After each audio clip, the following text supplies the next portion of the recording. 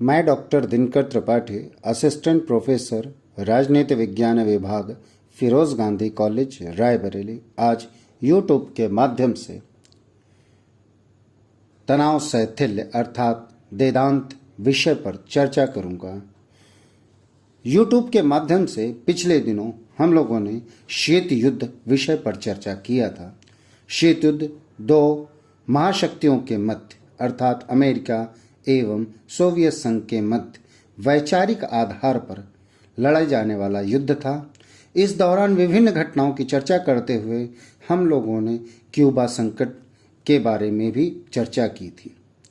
Cuba कांड को हम लोगों ने देखा कि 22 अक्टूबर 1962 को क्यूबा संकट से निदान के पश्चात अंतर्राष्ट्रीय राजनीति में वेदांत की शुरुआत हुई अर्थात तनाव में शिथिलता की शुरुआत हुई। सोवियत संघ और अमेरिका में अनाक्रमण के लिए समझौते हुए इसी के साथ वेदांत अर्थात तनाव शैथिल्य की शुरुआत की गई। वेदांत फ्रेंच शब्द दीता का हिंदी रूपांतरण है, जिसका साधारण अर्थ में तनाव में कमी है।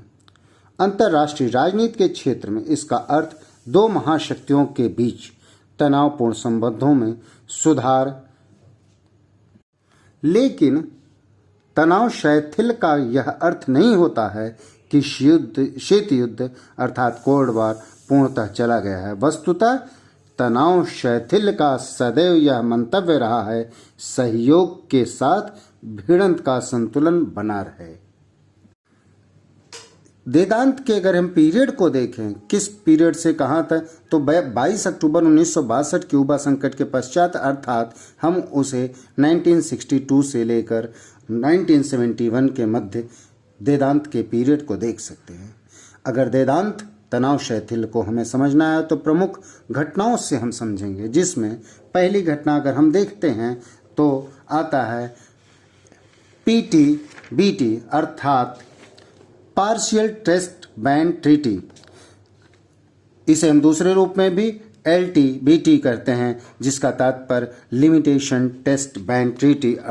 इसे हिंदी में अगर समझा जाए तो सीमित या पाक्षिक परीक्षण प्रतिबंध संधि। इसकी शुरुआत 1963 में हुई थी, जिसमें 5 अगस्त 1963 पर के दिन इस संधि पर हस्ताक्षर किया गया था, जिसमें भारत भी शामिल हुआ था और इसे लागू 10 अक्टूबर 1963 को किया गया था।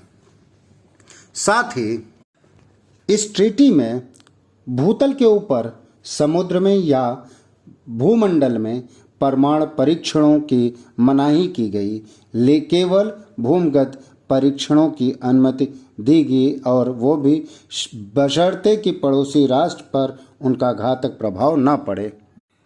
इस PTBT अर्थात LTBT को अगर हम देखते हैं तो इसके आधार पर हम ये कह सकते हैं कि निशस्त्रीकरण में इसके आने से निशस्त्रीकरण को बढ़ावा मिला। इसके पश्चात NPT nuclear non proliferation treaty अर्थात परमाणु अप्रसार संधि, जिसे हम देखते हैं कि ये भी निशस्त्रीकरण के दिशा में एक महत्वपूर्ण कदम था।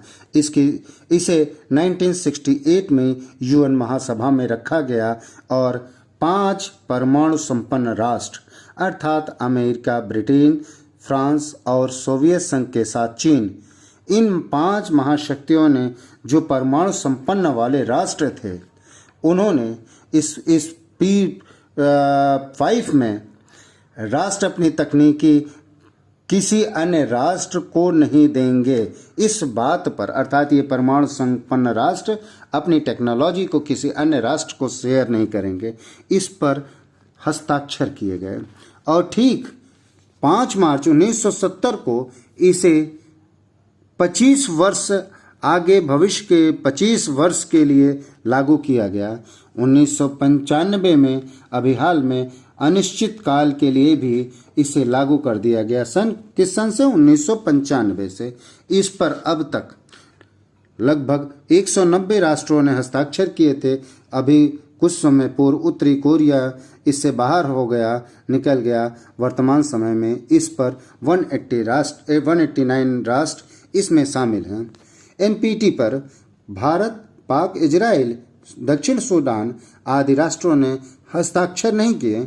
भारत को अपनी सुरक्षा की चिंता थी, भारत को चीन से खतरा था। सारी चीज़ों को ध्यान में रखते हुए भारत ने एनपीटी पर हस्ताक्षर नहीं किए।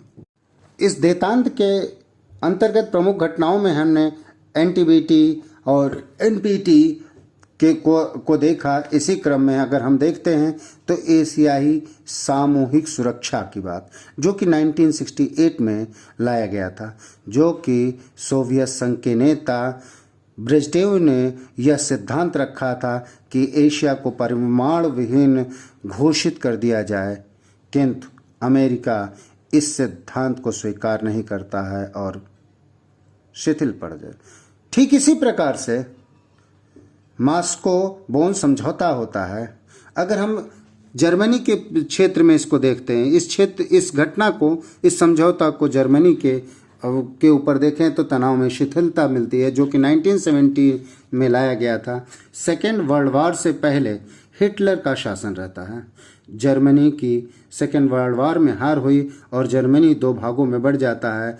उन 2 भागों के बीच में बर्लिन की दीवार 1961 में जो बनी थी, उस पर इस समझौते के माध्यम से पश्चिमी जर्मनी और पूर्वी जर्मनी की सीमावर्ती क्षेत्र में सैनिक कटौती की जाए। इससे जो तनाव की स्थितियां थी, उस तनाव में कमी आएगी। इन कमी के कारण ही निशस्त्रीकरण को बढ़ावा मिलेगा, तनाव की शिथिलता आएगी। इन 4 बिंदुओं के माध्यम से हम तनाव शैथिल्य को ठीक से समझ सकते हैं, देख सकते हैं। ठीक तनाव शैथिल्य का यह पीरियड 1962 से 1971 तक चला। इसके पश्चात पुनः नवशीत युद्ध की शुरुआत होती है, जिसे हम 1971 से 84 तक देख सकते हैं, जिसे हम अगले वीडियो में, अगले यूट्यूब में के माध्यम से देख और समझ सकते हैं। धन्यवाद।